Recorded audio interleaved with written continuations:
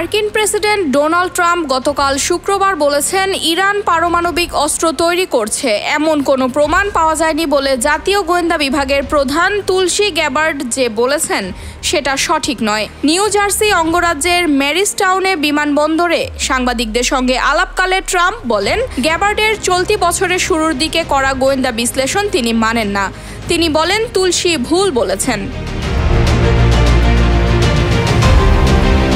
তবে গতকাল শুক্রবার সামাজিক যোগাযোগ মাধ্যমে এক্সে গ্যাবার্ড লিখেছেন, যুক্তরাষ্ট্রের কাছে এমন গোয়েন্দা তথ্য আছে যা বলে ইরান চাইলে কয়েক সপ্তাহ থেকে কয়েক মাসের মধ্যেই পারমাণবিক অস্ত্র তৈরি করতে পারে। প্রেসিডেন্ট ডোনাল্ড ট্রাম্প বলেছেন, এটা হতে দেয়া যাবে না। আমি তার সঙ্গে একমত। তুলসী আরও বলেন, তার মার্চ মাসের বক্তব্যকে প্রেক্ষাপট থেকে বিচ্ছিন্ন করে গণমাধ্যম ভুলভাবে উপস্থাপন করেছে ও সমাজে বিভাজন তৈরি করার চেষ্টা করছে।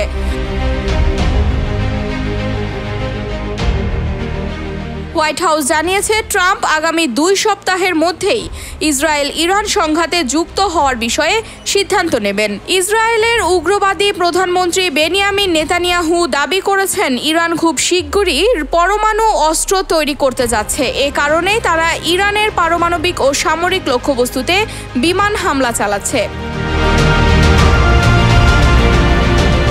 Mehjabin Khanam, news 21 international desk.